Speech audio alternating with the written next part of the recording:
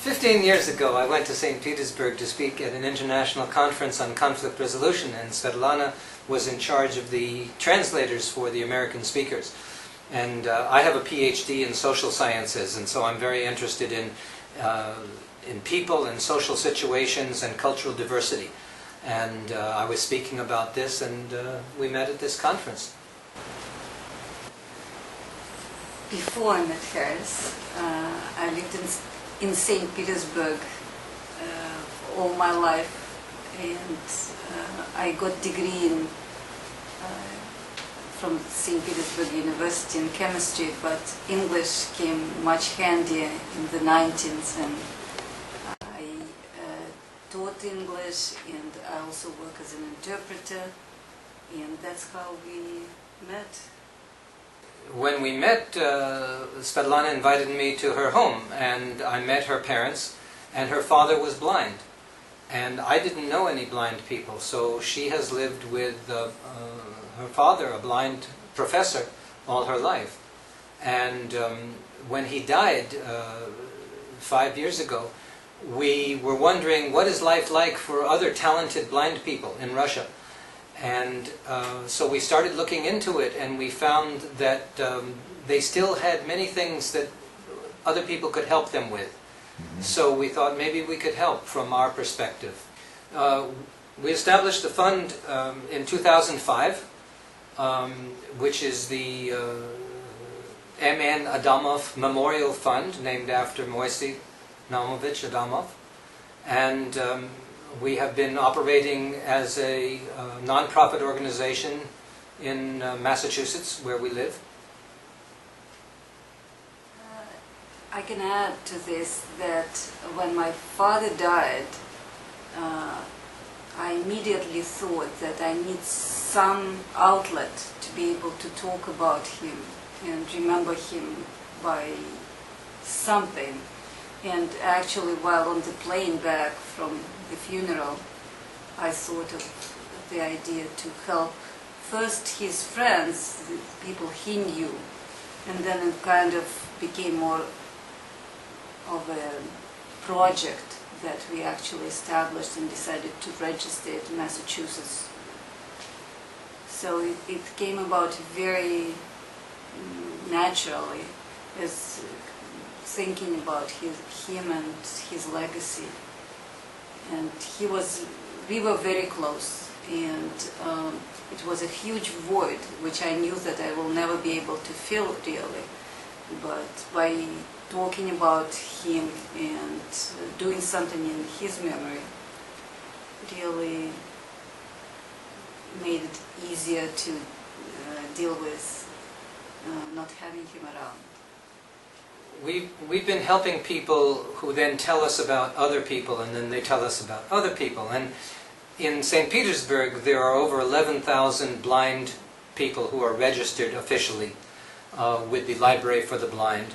And that includes about half who are completely blind and about half who have very low vision, invalids of the first degree and second degree.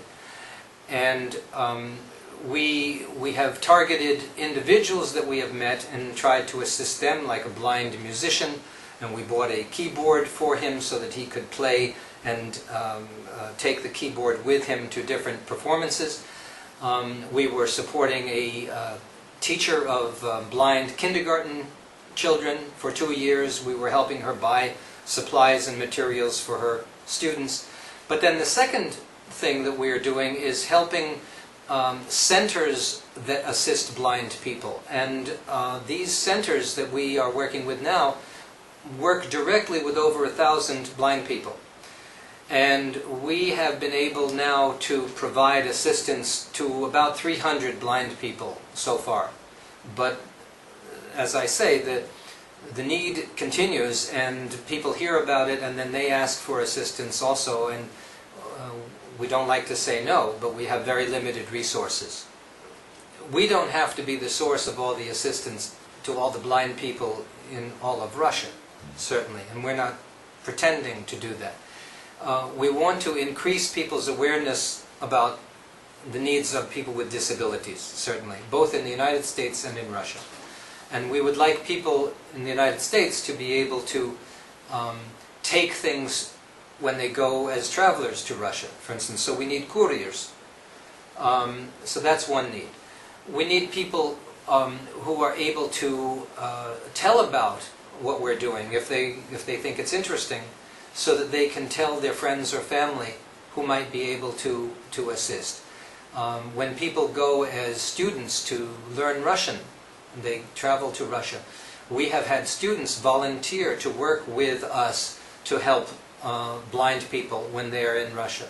So there are many ways that people can give their time, their interest, and of course if they can donate some money, that would be very helpful too.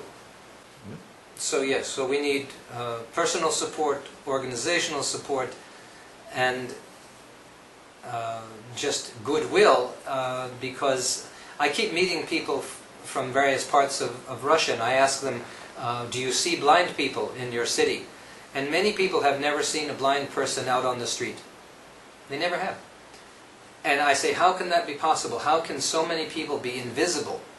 So Russia is losing so much talent, so much human resources by not assisting in very small ways so that people can get the education and the training that they really want to have.